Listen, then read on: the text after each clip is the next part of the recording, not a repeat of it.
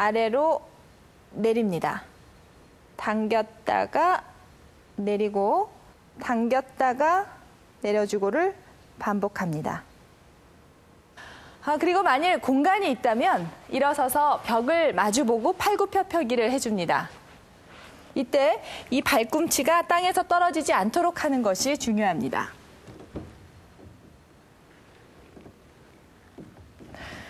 발은 우리 몸의 기초인 만큼 몸 전체에 영향을 줄 수가 있는데요.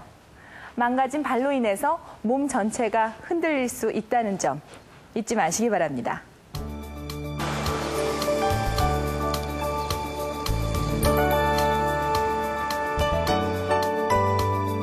미국 버지니아 대학의 캐리건 교수 연구팀은 하이힐이 인체에 어떤 영향을 주는지 연구하고 있다.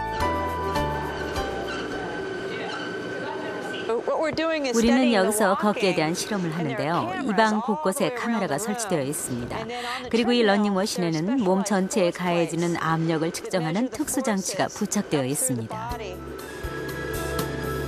러닝머신 위를 걷는 동안 특수 카메라가 실시간으로 촬영해 움직임을 그래픽으로 전환한다. 실험 결과 굽이 높은 신발이 무릎의 압력을 증가시켰다.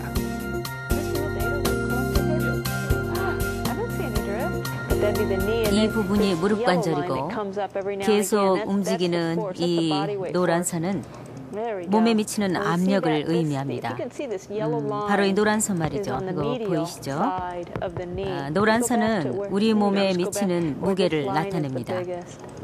걷는 동안 대부분의 체중은 무릎 안쪽에 실리게 되는데 이것이 무릎이 제 위치로 돌아가려고 하면서 많은 마찰이 유발되고 무릎 안쪽에는 많은 압력이 가해집니다. 그런데 하이힐을 신고 걸으면 낮은 신발에 비해 무릎에 가해지는 압력이 약 23% 정도 증가되는 것으로 나타났습니다. 우리는 하이힐이 무릎의 관절염을 유발할 수 있다는 것을 밝혀냈습니다. 하이힐은 무릎 관절의 마찰을 증가시키고 그 결과 무릎에 비정상적인 압박을 가하게 됨으로써 관절염을 유발할 수 있다는 것이죠. 이는 또한 여성이 남성에 비해 무릎 관절염 발병률이 2배나 높은 이유에 대한 설명이 될 수 있습니다. 연구 결과가 아주 흥미로운데 그 누구도 아직 여성이 남성보다 무릎 관절염 발병률이 2배나 높은 이유를 정확히 설명하지 못했기 때문입니다. 우리는 이 실험을 통해 그 이유가 신발 때문이라고 결론짓게 되었습니다.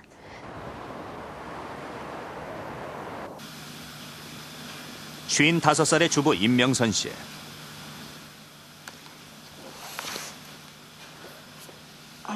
임명선 씨에겐 앉았다가 일어서는 것도 쉬운 일이 아니다. 관절과 다리 통증 때문에 잠시 걷는 것조차 힘들다. 복숭아뼈 있는 데서 이렇게 당기니까 나도 모르게 거기다 의지를 하다 보니까 그렇게 피면은 당겨서 걷지를 못해요. 오후가 되면 발이 심하게 붓고 발등부터 발목 부위가 쑤셔온다. 최근 들어서는 무릎 통증까지 심해졌다.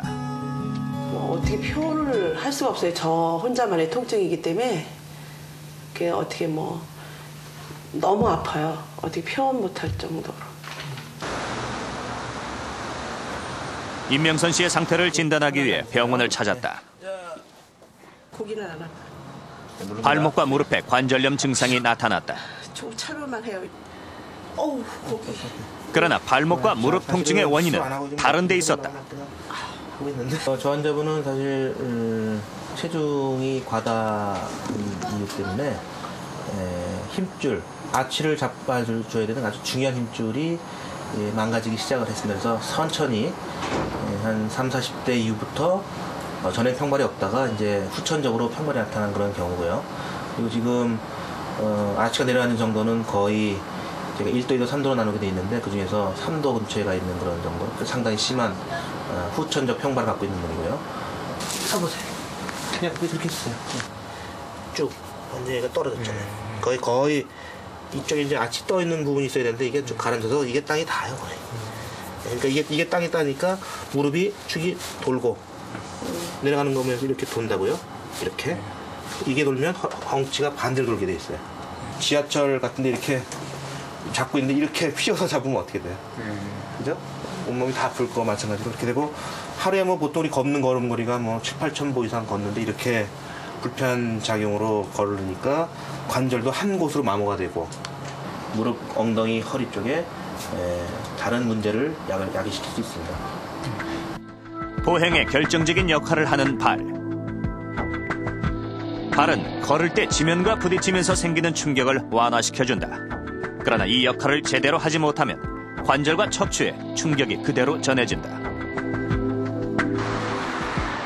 최근 연세대 의대 재활의학과에서는 정상인 260명을 대상으로 발에 이상이 있는지 조사했다. 검사 결과는 놀라웠다.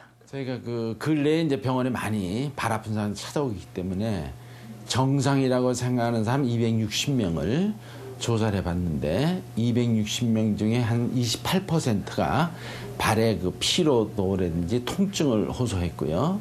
그다음에 20%의 정상인들이 발의 변형, 발이 구부러지고 관절에 이상이 있는 사람이 발견이 됐고, 그다음에 자기는 평발이 아니라고 생각하는 사람 중에 45%, 그러니까 정상인의 45%가 평발로 진행을 되고, 더욱더 기이한 것은 정상 보행을 한다는 사람들이 약 70%가 우리나라 사람들이 비정상 보행을 하고 있는 것으로 나타났습니다. 정상적인 보행이란 양발의 앞꿈치가 약 15도 벌어진 상태에서 먼저 발 뒤꿈치가 닿고 발바닥, 발 앞꿈치의 순서로 지면에 닿는 보행을 말한다. 그렇다면 정상 보행을 했을 때와 비정상 보행을 했을 때 우리 몸에는 어떤 차이가 있을까? 먼저 바른 보행을 하는 실험자가 걸을 때 발이 지면에 닿는 시간과 체중이 실리는 압력을 측정했다. 이번에는 잘못된 보행을 하는 실험자의 발의 압력을 측정했다. 실험 결과 바른 보행일수록 보행 시 발 뒤꿈치에서 시작해 발 바깥쪽을 거쳐 엄지발가락 쪽으로 가는 이상적인 무게중심 이동에 가까운 결과를 보였다.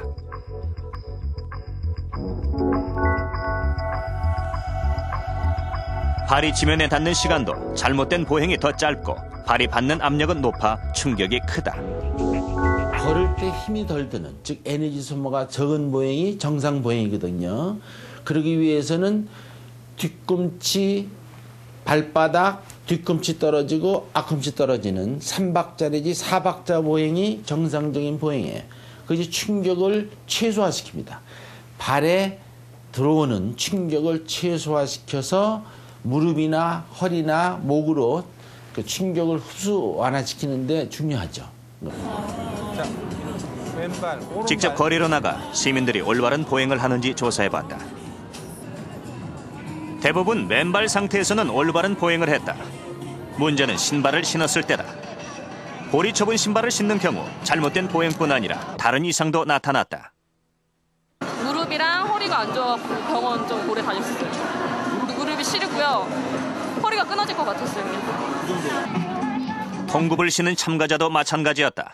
진짜 허리 아프고 무릎도 안 아픈데 왼쪽 무릎이 약간 통증이 오고, 또 첫째는 이 발바닥이 자면서 너무너무 이렇게 되게 통증이 와요. 이 밖에도 검사를 받은 사람들의 83%가 신발을 신었을 때 비정상적인 보행을 했고 많은 사람들의 발에 기형이 나타났다. 대부분의 여성분들 같은 경우에는 높은 구두라든지 통굽, 이러한 그 발 보행 상태를 아주 나쁘게 할 수 있는 이러한 신발들을 많이 신으셔서 대체로 보행 상태가 굉장히 좋지가 않았습니다.